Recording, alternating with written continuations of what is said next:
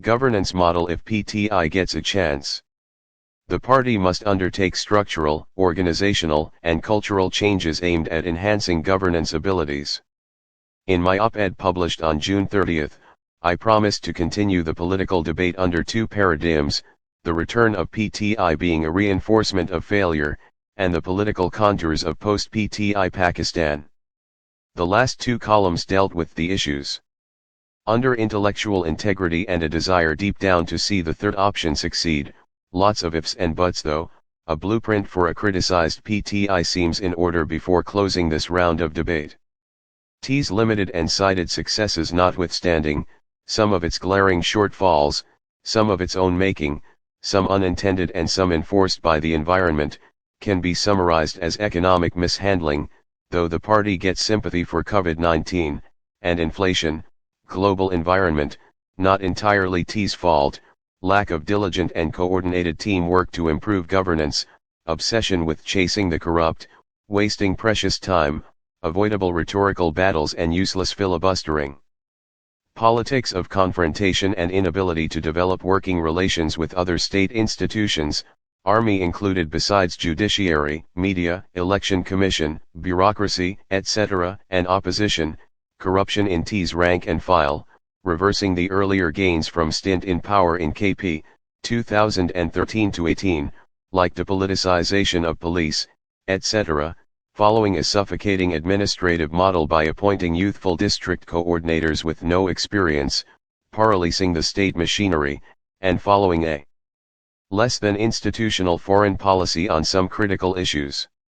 Any assessment about PTI, based upon the recent success in the Punjab by-polls, may be premature, and most analysts might regret it sooner than later, given the mercurial nature of our single event-dependent well-entrenched political culture, and its constants. PTI is not yet done with its reshaping. There is still a long way to go. Imran Khan needs support and, one hopes, he takes it and is much wiser. A dispassionate analysis of these 20 seats would be instructive. For most, whose heart and soul beat with Pakistan and its institutions, irrespective of the personalities, a lifelong love, PTI comes only after it fosters that love.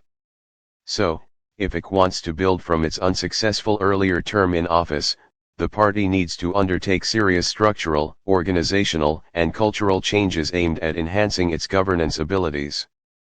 Party manifesto should include solid and actionable plans and to-do lists post lessons learned analysis.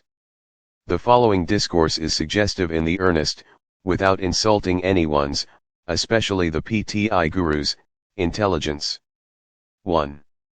Khan's combative style renders him unsuitable for heading a deeply polarized state and society. As suggested earlier, he may consider becoming a Rabari Tariq styled after famous people who successfully did so, and guide affairs of the state from this iconic mantle without holding a public office, leaving governance to capable, more amenable, and experienced hands. In a party with a demigod surrounded by a periphery of lesser idols, buoyed by recent success, this might be unpalpable at the moment, but this in the long run would help retain the party vote bank. This is because the electorate would differentiate between ex persona and the party, without making him responsible for any shortcomings of the party's rank and file, besides ensuring better governance. 2. He and/or his appointee should select their chief of staff, topmost manager of routine affairs, not to be confused with Army COAS, and core team carefully. There is no dearth of capable talent both in the serving as well as the retired bureaucracy, civil and military, corporate world, judiciary and media.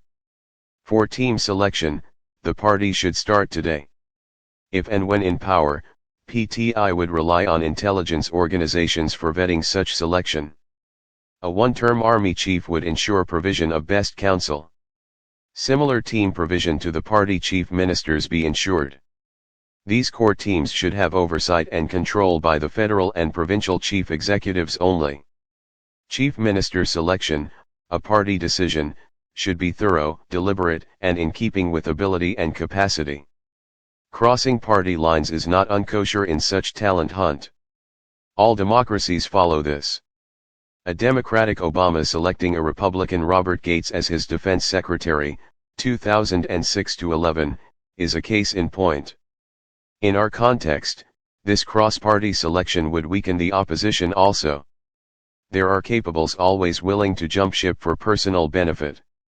Ministries likewise be headed by the most capable, considering sitting senators, appointed and nominated persons of required caliber. Party loyalists are sometimes a liability, and PTI has paid a price for it. 3. For critical issues and reforms, PTI needs to form task forces again, mining through the pool of recent retirees from the groups cited above, as talented political leadership would never be available to a new party like PTI in sufficient numbers. And the electorate would not buy any subsequent excuses for lack of performance, with an opposition always lurking in the background to take advantage of the feared ineptitude.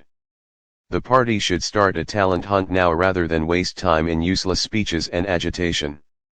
It has suffered from lack of talent more than anything else.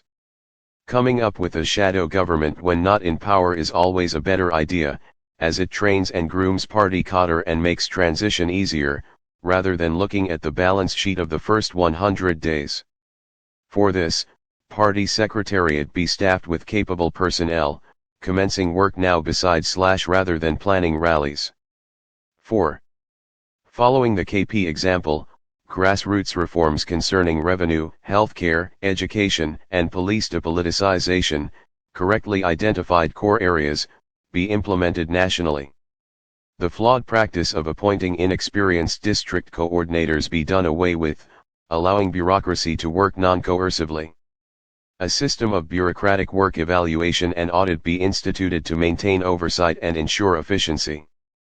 Restrictive and road-blocking laws and statutes be amended and or scrapped. 5. Extension in service to any 4-star and other organizational heads be strictly and constitutionally forbidden.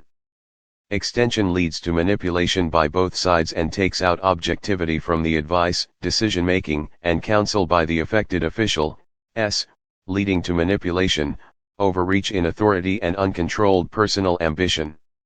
6. At the same time, IC and the party should strongly avoid interfering in the Army's domain. 3-stars are the constituency of a service chief, and falling in love with this of that 3-star, undermines the principle of unity of command, irreparably damaging the military ethos. No service chief will ever concede on this. One hopes the party has learned this valuable lesson in packcraft. We continue next week. Published in the Express Tribune, July 21, 2022.